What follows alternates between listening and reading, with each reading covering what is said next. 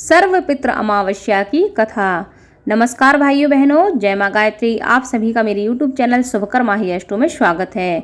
अपने परम पूज्य गुरुदेव तथा वंदनीय माता जी के चरणों में वंदन करते हुए आज मैं आप सभी को अपने इस वीडियो में सर्वपित्र अमावस्या की पौराणिक कथा सुना रही हूँ।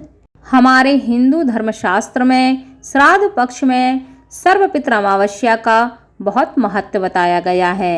इस दिन पितरों को विदा करने की अंतिम तिथि माना जाता है। अगर कोई व्यक्ति श्राद्ध तिथि में किसी कारण से श्राद्ध न कर पाया हो या फिर श्राद्ध तिथि उसको मालूम न हो तो वह व्यक्ति सर्वपित्र अमावस्या के दिन श्राद्ध कर सकता है। अब प्रारंभ करते हैं सर्वपित्र अमावस्या की पौराणिक कथा। देवताओं के पितृगण अग्निशबात जो सोमपत लोक में निवास करते हैं, उनकी मानसी कन्या अक्षोदा नाम की एक नदी के रूप में अवस्थित हुई। मत्स्य पुराण में अक्षोद सरोवर और अक्षोदा नदी का जिक्र मिलता है, जो कि कश्मीर में स्थित है। एक बार अक्षोदा ने 1000 वर्ष तक तपस्या की, जिससे प्रसन्न होकर देवताओं के पितृगण अग्निशवात और बहर्षिपद अपने अन्य पितृगण अमावस्या के साथ अक्षोदा को वरदान देने के लिए अश्विन अमावस्या के दिन आए।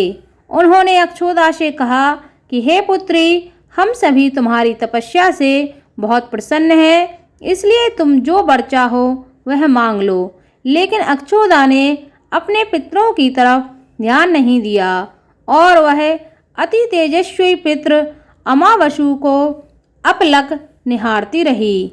पितरों के बार बार कहने पर उसने कहा, हे भगवान, क्या आप मुझे सचमुच वरदान देना चाहते हैं? इस पर तेजस्वी पितृ अमावस्या ने कहा, हे अक्षोदा, वरदान पर तुम्हारा अधिकार सिद्ध है, इसलिए निसंकोच कहो।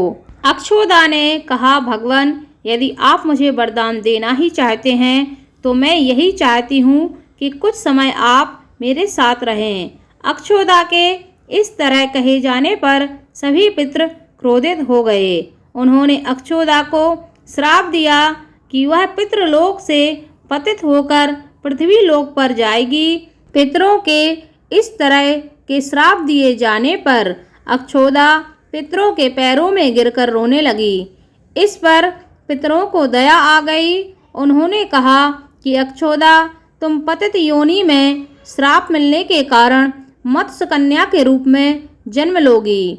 पितरों ने कहा कि भगवान ब्रह्म के वंशज महर्षि पराशर तुम्हें पति के रूप में प्राप्त होंगे। तुम्हारे गर्भ से भगवान व्यास का जन्म होगा। उसके उपरांत ही अन्य दिव्य वंशों में जन्म लेते हुए तुम श्राप मुक्त होकर पुनः पितृलोक में वापस आ जाओगी। पितरों के इस तरह कहे जाने पर अक्षोदा शांत हुई।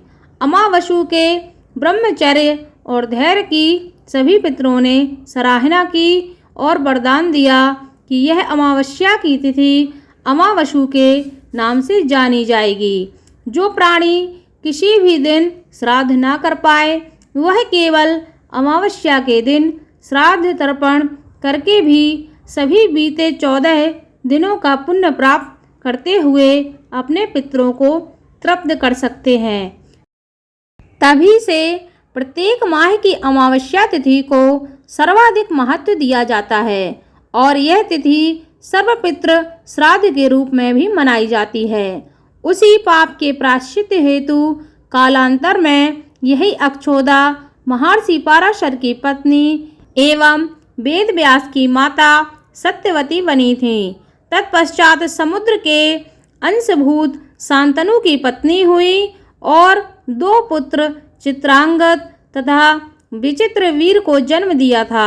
इन्हीं के नाम से कलयुग में अष्टका श्राद्ध मनाया जाता है। इसके बाद सभी पितरों ने अमावस्या की प्रशंसा की और कहा, आपने सौंदर्य और स्त्री के आगे अपने मन को भटकने नहीं दिया और अपने संयम और नियम पर अडिग रहे, इसलिए आज का दिन आपके नाम से यानी कि अमावस्या के नाम से जाना जाएगा। ऐसी मान्यता है। तभी से अश्विन मास का ये दिन पितृमोक्ष अमावस्या के रूप में प्रसिद्ध हुआ। कथा संपन्न हुई।